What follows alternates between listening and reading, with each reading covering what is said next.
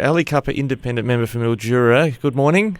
Good morning. Thanks for joining us on Flow today. How has the restriction arrangement now with regional Victoria, since it's been relaxed, applied in your electorate when it comes to that border bubble? We've been hearing there's been issues with venues and having to cancel events or meals because they've had some clarity from New South Wales Health that indicates that maybe it's not as straightforward as people thought. Well, look, we had some issues over the weekend. So what people in Victoria and in New South Wales within the cross-border had assumed that when regional Victoria came out of those heaviest restrictions that we would be able to travel within the border bubble for whatever reason that we wanted, provided we hadn't been outside the border bubble within the last 14 days or whatever it was, all of those sorts of rules. But then the New South Wales government clarified, and we started getting, on different, coalition MP, Victorian coalition MPs' Facebook pages, there's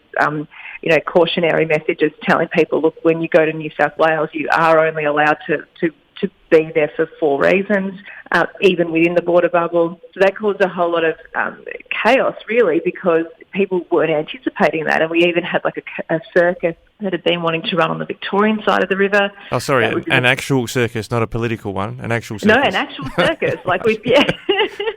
with performers and stuff, sorry. It's terrible when you do have to clarify what you mean by circus, isn't it? Well, it gets mentioned a lot in politics, so we just have to be clear. This does involve actual clowns. And a tent, that's right, a circus tent. They were in the process on Sunday of moving over to the New South Wales side so that they could run their show. The information we were getting that New South Wales had 4 reasons you could go into the border bubble, and going to a circus wasn't one of them. No. That was disrupting their plans. So it was basically just a chaotic day of trying to get information from the New South Wales government on a Sunday, which is not always necessarily easy, and also from New South Wales Police. What ended up happening was because there were different interpretations even within the New South Wales system. So on Monday, yesterday morning, I had an email from one quarter saying, sorry, only 4 reasons. Here's a quote from the health minister. And then an hour and a half later, another email saying, oh, hang on, it's all good.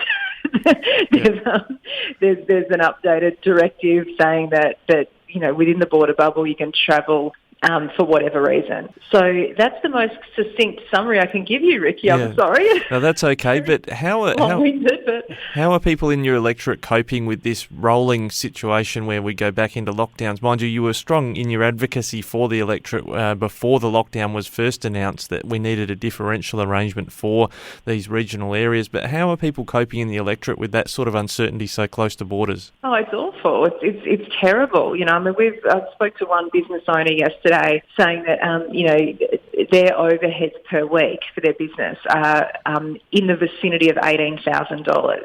So, and we're in this kind of hiatus, because a business like that, especially a business with a liquor license, can't operate to capacity, to the sort of capacity that is needed for them to be profitable. But at the same time, they're not technically locked down to the full extent of lockdown because we're not in the city.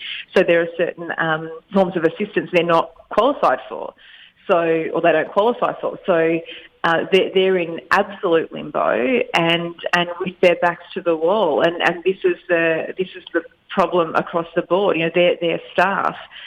It has that ripple effect. So not only is the business owner in a whole lot of trouble, but then the staff that rely on that business for employment, especially casual employment, they can't get JobKeeper.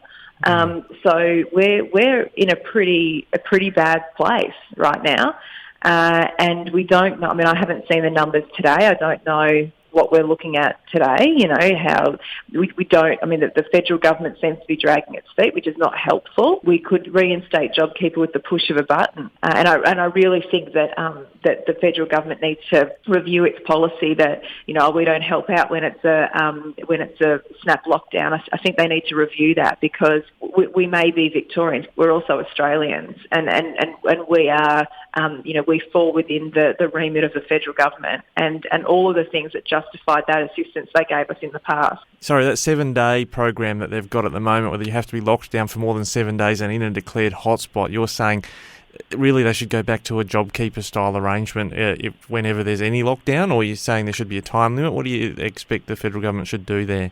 Well, I just think that when there's clear health advice to justify a lockdown of whatever type that might be, but certainly a lockdown that necessitates the closure of businesses or severe curtailing of businesses, that the state government and the federal government should work hand in hand. Look at what people's needs are and then tailor the response according to that. I mean, I'm not saying that this perhaps lends itself to one blanket rule every single time, because it depends on, like you said, the length of the lockdown, the extent of the lockdown, all of those sorts of things. That's fine. Tailor it to that, but be prepared to work together. Because at the end of the day, our government, our Victorian government MPs, they're getting paid regardless. The federal government shouldn't see that it's about helping them out necessarily. It's about helping out the Australians who are struggling. That should be what guides their decision. Well, Ali, I know you've got some tight timelines this morning, so thanks for giving us a moment today. That's been great. Thanks for speaking with us on Flow. No worries. Thanks so much.